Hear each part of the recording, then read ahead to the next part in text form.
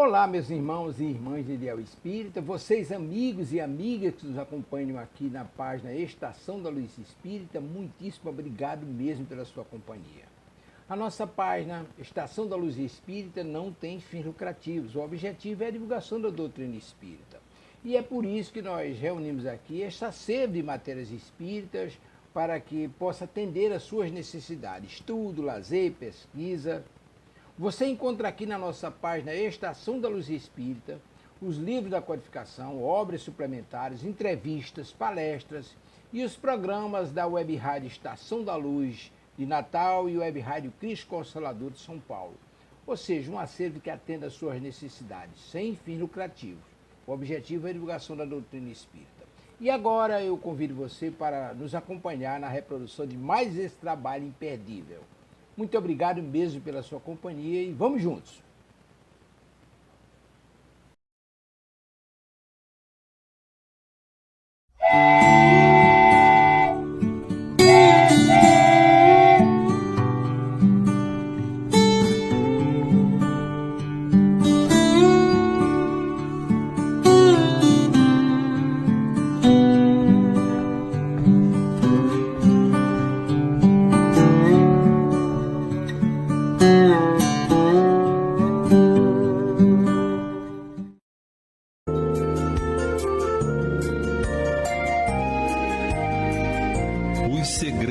Da reencarnação, desvendados pelos espíritos que cuidam do nosso renascimento no corpo físico. Pela Rádio Rio de Janeiro, Missionários da Luz. Produção e apresentação, Berenice Lima e Deusa Nogueira.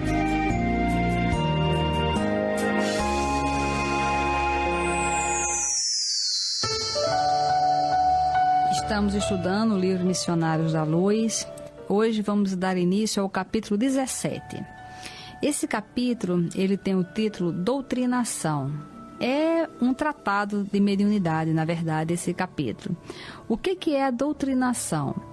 No trabalho mediúnico, as pessoas se reúnem, os médiuns, e alguns são psicofônicos. O que é isso? É o médium que ele se prepara através da prece, do estudo, e o espírito vem e usa a mente dele, usa o aparelho fonador e se comunica com o doutrinador. Ou seja, o médium transmite o pensamento, as sensações do espírito. E o doutrinador, que na verdade a doutrinação não é um convencimento. O doutrinador, ele não tem que convencer o espírito a nada. O doutrinador, ele vai conversar com o espírito à luz da doutrina espírita. Porque muitas vezes o espírito está preso no ódio, na vingança, está obsidiando, que na verdade o obsessor, ele atrapalha a própria vida. Porque ele entra numa ideia, numa monoideia de fazer justiça. E essa ideia deixa ele fixo em algum ponto, numa ideia fixa. E o tempo está passando, a vida está passando e ele não se melhora, porque ele fica preso ali àquela situação, a uma família, etc. Muitas vezes o obsessor, ele tem razão. Ele tem a verdade dele.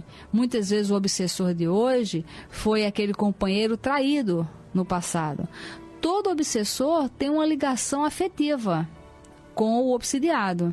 Ou seja, no passado houve uma afinidade, houve uma intimidade e que houve uma traição, houve alguma coisa muito séria que aquele amigo se transformou em inimigo.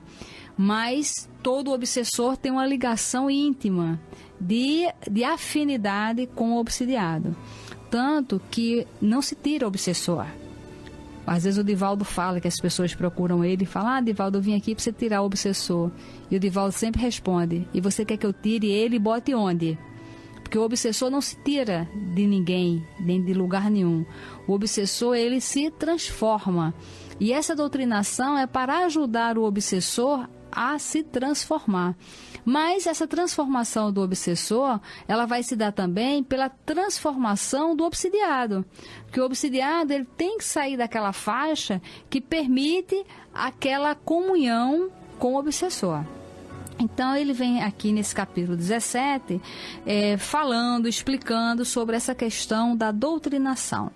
Então, o André Luiz continua, porque o que aconteceu? Aconteceu uma reunião mediúnica, no capítulo 16, onde o Dionísio fazia parte do grupo mediúnico, o Dionísio morreu, foi para o plano espiritual. E o grupo mediúnico continuou, inclusive a esposa dele e os amigos. E o Dionísio pediu para ele, espírito, se comunicar no grupo o qual ele trabalhava e fazia parte como médium. A princípio, o Alexandre não concordou, porque falou que o grupo não tinha maturidade suficiente para recebê-lo, mas, mesmo assim, eles chegaram à conclusão que seria de instrução a vinda do Dionísio espírito.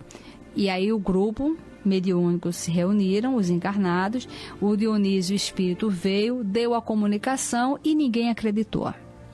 Todo mundo achou que foi uma mistificação, que não foi ele, enfim. Foi isso que aconteceu aqui, no capítulo 16. No capítulo 17, o André Luiz continua falando assim.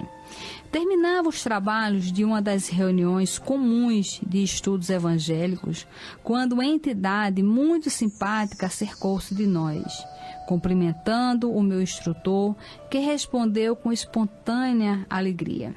É interessante que a gente sempre vê nesses livros o tema de amizade, da família espiritual, de um ajudando o outro, de um comparecendo no serviço do outro. O André Luiz, eu acho que um dos pontos básicos dele é estimular a amizade. É muito importante fazermos amigos e principalmente sermos amigos. Sendo que nós fazemos uma ideia equivocada de amigo. A gente acha que amigo tem que estar à disposição, que tem que ser exclusivo. Não é isso. Amigo é amigo. É aquele alguém que eu uso, né? Eu fico achando que amigo é alguém que eu uso quando necessito, né? Exatamente. Só que você tem que estabelecer um estado de afinidade. Tem pessoas que falam assim, eu não consigo contar nos dedos de uma mão a quantidade de amigos que eu tenho. Falei, olha, eu conto das duas mãos, dos pés e conto mais. Eu tenho muitos amigos. E amigos, não são superficiais, não. São pessoas que eu sei que eu posso contar com elas. E tem algumas pessoas que eu vejo pouco. Exato. Mas que quando eu vejo de verdade. Exato. Ou seja... E que vivem na nossa emoção, né? Porque isso. É muito interessante. Então, uma vez um amigo falou isso. Nós nos vemos pouco. Mas vai ser interessante, né, Deusa? Quando a gente se encontra, é como se não tivesse interrompido. Eu achei a ligação é belíssima, porque é isso, né? Isso, parece que foi ontem. A coisa tá ali e a intimidade é a mesma, né? A confiança é a mesma. Quer dizer, não sofre continuidade o fluxo do amor. Exatamente. Agora... Muitos amigos já me traíram. Ok, mas olha só, eu também já traí alguns amigos. Sabe? Então, essa questão da traição e do erro, se fizeram, nós também já fizemos. E a gente tem que ter essa lucidez para se colocar nesse patamar. Por quê que ninguém pode trair você e você pode trair alguém? E já aconteceu, claro que já aconteceu. Porque se eu, com 50 anos, nunca tivesse traído um amigo, eu não estaria aqui. Eu estaria no lado de lá sendo uma benfeitora de alguém. Sabe? Então, tem que ter essa lucidez e essa avaliação, sim. Então, e se algum amigo daqui para frente me trair, puxar meu tapete? Ok. Vai ser um que vai, mas outro não vai. Ou seja, a gente não pode se prender pelo lado das frustrações. Porque se as pessoas nos frustram, nós também já frustramos pessoas. E essa frustração é para a gente entender ela a fundo, para a gente não repetir aquele padrão. Isso. E aqui o tempo inteiro o André Luiz sempre aborda a questão da amizade. E aí o André Luiz essa pessoa chegou, né? E o André Luiz fala: trata-se de uma mãe afetuosa, que expôs, sem rebuços, as preocupações dolorosas que lhe assaltavam o espírito, solicitando o concurso valioso de Alexandre. Então... Eu gosto disso, Berenice, sabe por quê? A gente ainda tem uma visão fantasiosa de plano espiritual, né? Então, observa assim, a pessoa que vem aqui é uma mãe afetuosa. Então, é alguém que a gente vai entender pela lição, que é uma trabalhadora, mas ela tem preocupações, ela tem conflitos, ela tem problema. Maria Dolores, numa poesia, ela fala muito bonita, o título é Ofensores, ela fala, né? Também nós, além do mundo, buscando as luzes supremas, atravessamos problemas e exame de amor e paz. Porque a gente acha que porque o espírito está lá no plano espiritual, eles não têm nenhuma divergência. É engraçado, né? Todo mundo está, não tem problema nenhum, quer dizer, nada esquenta a cabeça deles. E isso é uma ideia materialista. Porque, na verdade, eles têm as questões gerais, mas tem as questões pessoais também. Exatamente. E aqui é interessante que essa é uma mãe que está vindo pedir a ajuda do Alexandre para interceder pelo filho dela. E na questão do Livro dos Espíritos, a 488, tem uma pergunta interessante que o Kardec pergunta: vem cá, os parentes, né, as pessoas, os amigos, os nossos parentes que morreram antes da gente, né, que já estão no plano espiritual, eles têm por nós mais simpatias do que os espíritos estranhos? E a resposta é sim, sem dúvida.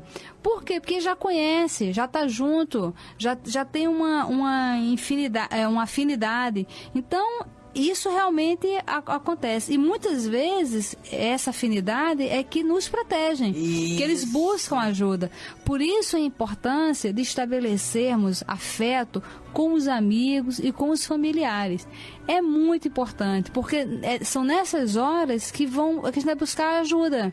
Nós estudamos, né, nesse livro a questão da intercessão, e aí a gente vê que a intercessão é baseada em quê?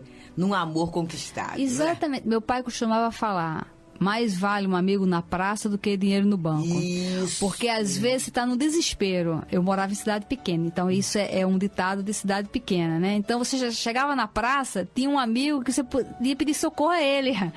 E às vezes, dependendo do problema, você podia ter a quantidade de dinheiro no banco, mas que você não consegue resolver. Exato. Entendeu? Imagina você com dinheiro no banco e numa situação de conflito na sua casa num sábado à noite. Então, o dinheiro não vai resolver aquela questão, mas um amigo que esteja ali, ele vai. Exato. Mesmo que ele não resolva o problema, ele vai te dar um suporte emocional, vai estar com você, vai te ouvir. Então, é importante. Teve uma vez que eu estava no trânsito, Berenice, e eu não sei o que houve, já tem uns 2 anos, mas foi uma vez que houve um caos geral no Rio de Janeiro, que estava tudo paralisado, né? As vias todas, as principais vias de acesso, tudo paralisado. E aí eu estava num lugar, já estava dando 11 horas da noite. E eu estava ali, né? Longe de casa. E aí eu comecei a parar, falar assim, peraí. Aí eu vi quem eu tinha de amigo ali perto. E eu tinha uma amiga. Mas assim, foi engraçado que foi eu pensar. Eu falei com ela assim: olha, você é danada, foi eu pensar em você. E aí começou a andar e eu consegui chegar em casa, graças a Deus. Eu tava assim: não, seria um prazer. Eu falei assim: pois é, porque se a coisa continuasse assim, eu não ia ficar parado uma madrugada na rua, né? O risco e tudo isso. Não. Assim, não, mas seria um prazer, é claro. Então, até brincou assim: é um pijaminha, a gente tem até no seu tamanho, a gente chama do meu tamanho, seria uma coisa muito boa. Quer dizer que nessa hora não tinha dinheiro. É verdade. Porque não adianta você tentar ir pro outro caminho, porque aí eu lembro que até o marido ligou pra casa e disse: aonde você está? Porque tá aparecendo o Rio de Janeiro todo tão caos, tá parado, tudo isso. Como é que você está? Eu falei assim: não, estou aqui. E eu disse assim: qualquer coisa, se der tantas horas não resolver, eu vou pra casa de fulana. Porque é a que estava mais perto. E nessa hora é o amigo, né? Exatamente. E temos que, mesmo que você que está nos ouvindo, se você não confia nas amizades, ok. Mas faça amigo, seja amiga, porque quando a gente não confia em ninguém, provavelmente nós estamos trazendo um registro do passado. De dores, né? Muito fortes, entendeu? Que tem razão, sabe? Às vezes tem razão de ser. Mas a nossa tendência é o quê? Generalizar. Nada funciona, tá tudo errado, ninguém presta, homem não presta, amigo não é confiável. Ou seja, nós vamos generalizando. E quanto mais a gente afirma essa generalização, mais ela fica concreta dentro de nós. Mais nós ficamos numa faixa onde ninguém é de confiança. Ou seja, nós levamos a nossa mente para uma faixa onde ninguém é de confiança. E tudo acontece mesmo. Por quê? Porque você já determinou aquela faixa. Então, se alguém te trai, ok, eu estou precisando aprender a viver essa traição. Então, vamos viver essa traição. Mas eu não vou trair. Eu vou me comportar com dignidade, com amizade. Porque com isso é a gota de água limpa misturando com a água suja já existente, né? Vai pingando, pingando, pingando, até que ela vai ficando completamente limpa. Mas a amizade é importante e existe, e nós vemos aí o concreto da amizade em todas essas obras do André Luiz. E a própria no Livro dos Espíritos, porque se não fosse pela amizade, o Kardec não teria conseguido fazer o que ele fez. É a amizade dos médios, a amizade dos espíritos. Aquelas meninas, né? As irmãs da fé, queria a casa delas para ver, quer dizer, observa só, não é qualquer um que vai entrar na casa de outro num trabalho experimental de uma coisa que não era conhecida. Exatamente. Olha que confiabilidade. Isso. Né? Aí alguém pode falar assim, mas traíram o Kardec. Traíram, mas a obra está de pé. Com certeza, ele não nos traiu, né? Exatamente. Foi fiel, sabe? Né? Então, um ou outro, mas e o todo? Nós temos que ver sempre o lado do todo. E aí, continuando, ele fala, né? Ó, meu amigo, até hoje permaneço em luta com o meu infortunado Marinho. A mãe falando, né? Não obstante meus ardentes esforços, o pobrezinho continua prisioneiro dos poderes sombrios. Entretanto, esperançada agora em sua possível renovação, venho pedir-lhe a cooperação no serviço de auxílio à sua alma infeliz. Ou seja, essa mãe, na verdade, antes dela ser mãe, ela está sendo amiga. Porque ela foi mãe nesta vida para o Marinho. Ela não é mãe dele eternamente, né? Mas na maternidade gerou-se o quê? A amizade, a fraternidade. E é muito interessante que a gente pode falar assim, mas vem cá, o Marinho tá errando, tá fazendo bobagem. Aí a mãe conhece o benfeitor Alexandre, aí vai lá e vai pedir ajuda, e fica por isso mesmo? Então, no primeiro olhar nosso... Parece que é pistolão, né? Parece que é pistolão e que o Marinho vai se isentar dos erros dele. Porque hoje, quando a gente liga para alguém interceder por uma pessoa nossa, a gente quer que resolva o problema. Né? Muitas vezes de uma forma inadequada. Quando a gente, por exemplo, tem um filho que tem um problema lá com drogas, aí foi pego na polícia. Aí a gente conhece uma pessoa que trabalha na polícia e liga para essa pessoa ajudar para que a pena não seja forte, ou para liberar, etc. e tal. Na verdade, é uma ajuda que a gente está pedindo, mas a gente está jogando mais a pessoa na lama do que de fato ajudando. E às vezes até colocando um amigo numa situação difícil, Isso. Né? Porque se ele falar que não é assim, aí virou inimigo. Exatamente. Aí fala, eu não confio nos amigos. Eu tenho amigos que trabalham no poder, tem juízes, tem promotores, tem várias pessoas que trabalham em órgãos que podem nos ajudar, principalmente lá no abrigo. Todos falam para mim, Berenice, se precisar de ajuda, me liga. Agora me liga se você estiver certa. Exato. Se você estiver errada, não me liga, porque eu não vou resolver seu problema. Se você estiver certa e acontecer algum problema e você estando certa, mas os fatos estarem levando para uma coisa complicada, você me liga que a gente intercede. Mas por que você atrai, aí vamos falar, amigos assim e não corruptos? Porque você tem a proposta do bem. Exatamente. Observa. Agora, se você tem uma proposta corrupta, o que você vai atrair? Esses amigos falam assim, olha, pode deixar que eu dou um jeitinho, me dá um dinheirinho aqui por fora, né? Que eu vou dar um jeito. Pode deixar que eu vou botar lá. E aí, isso é que é a questão. E às vezes até, Berenice, a gente é testado na honestidade. Exatamente. Não é? Eu lembro uma vez, tinha uma pessoa num banco, trabalhava em um determinado banco, e naquela época a gente não tinha essas facilidades, né? De pagar por internet, tudo isso. E eu estava na fila para pagar umas contas. E a pessoa que estava lá no caixa me conhecia. E a pessoa fez um sinalzinho com a mão, me acenando. E eu fiz assim, ainda meio sem jeito, eu fiz assim, não, pode deixar. Eu estava com o livro, né? Eu estou lendo tudo isso. Aí eu fiz assim, tudo bem, como se fosse tudo bem. E aí, gente, vocês vejam que coisa, né? Na minha frente, mais ou menos lá, estava na terceira ou quarta posição, tinha uma pessoa, a pessoa falou bem alto assim. Mas é claro que ela não vinha. Ela é lá do Leon Denis, ela faz palestra, a pessoa falou alto, sabe? Eu fiquei sem jeito. Mas se eu for, gente, observa só. Não, a doutrina... Aí a pessoa falou, a pessoa está um pouco alterada, né? A doutrina espírita é a doutrina de honestidade. Eu falei assim, ai meu Deus do céu. Aí é que você fica com mais cuidado. Porque é claro que a pessoa que fez, ela pensou, tem que me prestar um benefício, né? Porque eu estava sabendo da minha vida e tudo. Mas naquela hora eu falei assim, não é justo, né? Se eu estou numa fila, tem que estar primeiro. Então quem está primeiro tem que ser atendido. Se eu passo, não é nada demais, é assim. Ela iria ocupar comigo a vez de outra pessoa. Então a gente tem que ter muito cuidado, que a gente é observado, né? Nos valores. Gente, pai e mãe, muito cuidado, porque na hora que a criança está brincando, que a gente acha que ela não está prestando atenção a nada, ela está percebendo tudinho. É verdade. Então essa mãe está pedindo ali a ajuda do Alexandre, que é o mentor, e o mentor fala, bom, a senhora quer uma nova doutrinação? E a mãe falou assim, sim, já recorri a diversos amigos que colaboram na oficina de trabalhos espirituais, onde conheço a sua atuação de orientador, e todos se prontificaram a prestar-me concurso fraterno.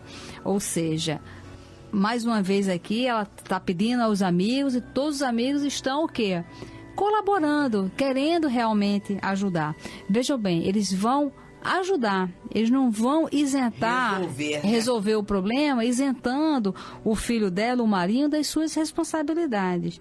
E aí o Alexandre fala, nota em Marinho sinais evidentes de transformação interior, porque agora, olha que coisa assim interessante, né? Ela vai pedir ajuda, o mentor, ele não é adivinho. Isso. Né? Ele não tem na caixinha dele, ele saber o nome e o que está fazendo, todos os espíritos encarnados. Então ela vem pedir, olha, você me ajuda meu filho, o Marinho? Então, para ele saber quem é o Marinho, ele fala, bom, ok, mas o Marinho, como é que o Marinho está emocionalmente? A senhora acha que ele está querendo melhorar, ele está mostrando sinais de melhora, ou ele está encostado, não estando nem aí? Por quê? Porque isso vai interferir na maneira que ele vai ajudar. Isso. Ou seja, ele vai ajudar a pessoa querendo se ajudar ou a pessoa não quer se ajudar. Porque às vezes as pessoas vêm buscar outras, você me ajuda e tal, mas a pessoa não quer ajudar, não adianta. Porque a pessoa não quer ser ajudada. E aí ela respondeu com um gesto afirmativo, falando, há mais de 10 anos procuro dissuadi-lo do mau caminho, influenciando de maneira indireta. Por mais de uma vez, já o conduzi a situações de esclarecimento e iluminação sem resultado, como é de seu conhecimento. Agora, porém, observo-lhe as disposições algo modificadas, ou seja, ela se empenhou durante 10 anos só para modificar o estado dele. Porque quando a gente pede ajuda, a gente tem que também saber ser educado para pedir ajuda. Porque, olha só, ela está pedindo ajuda depois de 10 anos. Porque ela sabia que antes desse tempo, as pessoas não poderiam ajudá-la. Então, ninguém poderia ajudá-la, mas ela foi ali persistente, influenciando a mente daquele menino. Quando ela está sentindo que ele está assim melhorando, ela fala, agora eu vou trazer reforços. Isso, exato. Né? Então, é importante a gente perceber qual é o momento de pedir ajuda. Até que ponto aquilo é responsabilidade apenas nossa, compromisso nosso, e qual é o momento que alguém pode interceder por nós. Porque, às vezes, no mínima pontazinha de problema, nós já nos desesperamos e queremos que todos resolvam a situação. Desistimos, né? São 10 anos de perseverança. Olha só, gente.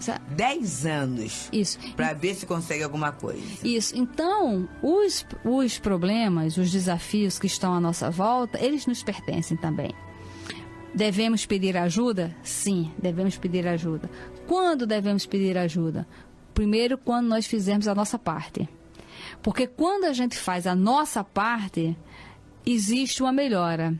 E aí nós precisamos de um reforço. Aí sim nós vamos pedir ajuda.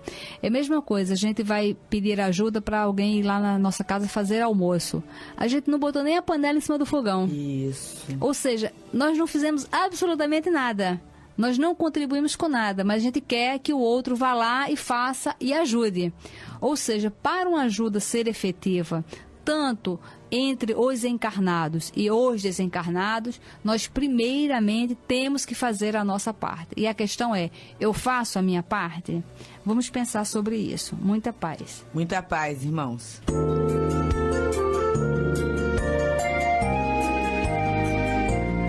A Rádio Rio de Janeiro apresentou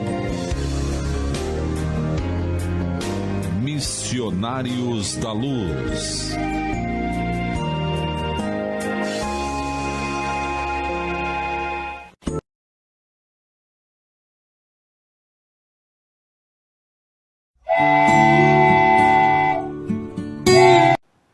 Chegamos ao final da nossa atividade. Muitíssimo obrigado mesmo pela sua companhia e espero você no próximo evento.